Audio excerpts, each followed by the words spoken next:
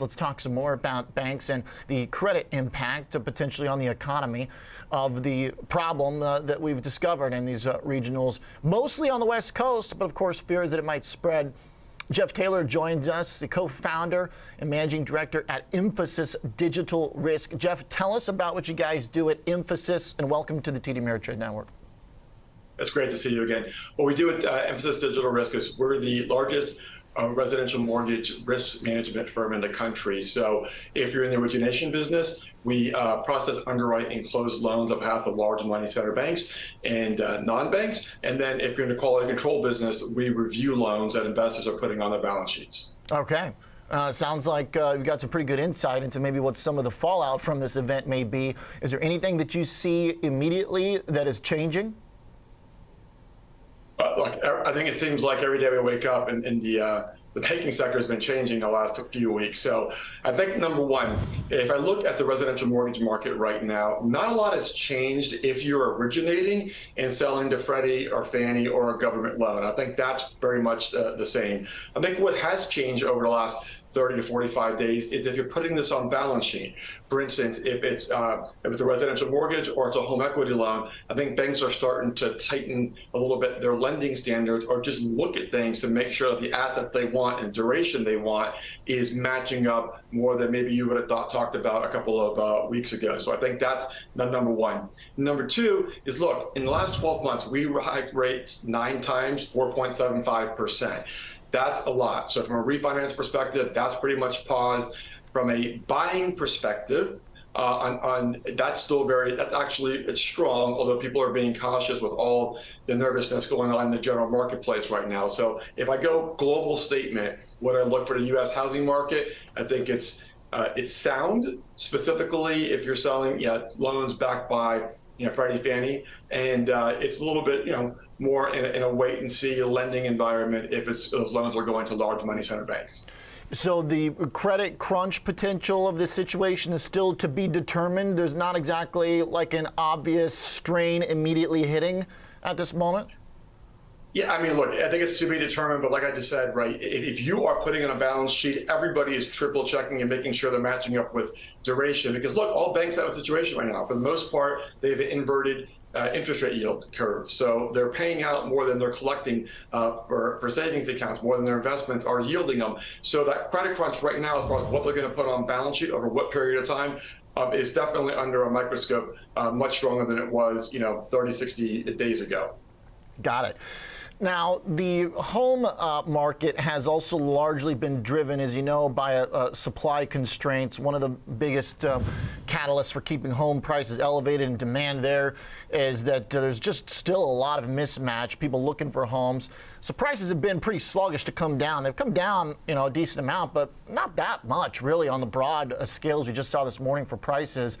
So does this have the potential to exacerbate that problem more, or is that kind of now a silver lining to this problem where maybe it gives us some time to kind of let that supply and demand match a little bit better if there's a little slowdown in lending? Yeah, really good question. So I'll give you the annual number, then I'll give you the 30-day number. So basically, January to January, it was a 5.6% national rise in home price appreciation. If I look over the last 30 days, December to January, it's about a 0.5% decrease. So if I annualize that, that would be a 6% price decrease over the year. So when I look at actual supply, it is still very tight. But I think what people are starting to come off finally is that they're realizing that they maybe can't sell the house what they want to sell it for, but maybe what they need to sell it for. And that difference can be anywhere from 10 to 15% generally on what they have it listed for today and what you might see it actually listed for in the next 3 to 6 months. Okay. So it seems like so far it's somewhat business as usual. The onus to prove this is going to be some economic calamity is kind of on those making that claim at this point.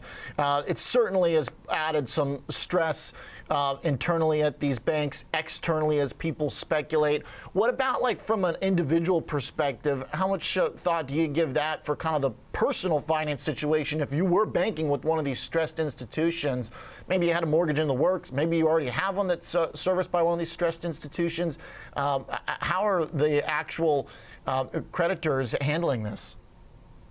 So that's a great question. So look, if you have either deposits or a mortgage at a bank that is either failed or it seems stressed, number one, obviously as FDIC has already said, your deposits are going to be insured, so you're good there. Secondly, from a mortgage perspective, you continue to make your payments. What you do when an FDIC takes over a bank, and you looked at it yesterday with SEB, it's straightforward. They will tell you what to do, but continue to make your payments. That's the best thing that you can do as a consumer, so you don't affect your credit or what have you. That's the strongest advice I could give. Got it. Okay, so stay the path and don't try and use it as a way to not pay your bills, I suppose, here. Jeff, thinking about what you're looking for to gauge the situation going forward, any metrics, any data points, what maybe regulatory-wise, is there anything you feel that is on the calendar or just from an economic perspective we should be watching to know if the situation's worsening? I mean, is it just credit spreads? Is it mortgage apps? Like, what do we look for? So I think right now, I'm going to look at mortgage total volume on the purchase side right now, and I think that as we're heading into the buying season right now, if we come out of the summer and we're still trending where we're trending on an annualized run rate, which is about 1.5 to 1.7 trillion dollars as an overall housing market, that will be with the lowest overall dollar and unit housing market in about 25 years. So that would be number one that I would look at. And the secondly is I think that from a regulatory perspective, there is no doubt that you're going to see quite a bit of regulation potentially come into play between now and the end of the year. But this time it's going to be different. It's not going to be the large banks. I think it's going to be more regulation on the credit unions and that more regional bank to try to restore some confidence to the banking system on that level. Okay. So watching mortgage purchases going to be a key component for us. Good thing we get a weekly update. We'll be able to figure out how quickly this is moving its way through the system. Thanks for the advice for the home buyers watching as well, Jeff. Appreciate it. Thank you for having me.